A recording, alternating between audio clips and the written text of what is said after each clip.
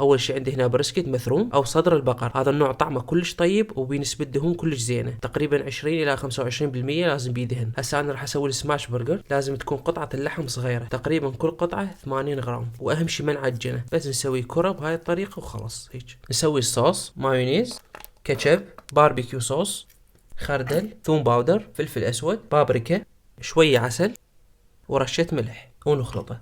وهاي كمان عندنا الصوص.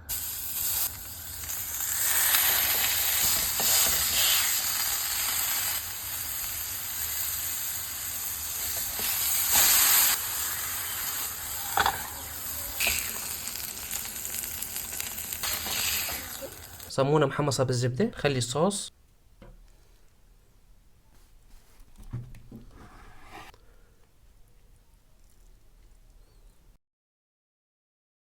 يمكن هاي افضل برجر تجربوها، رهيبة.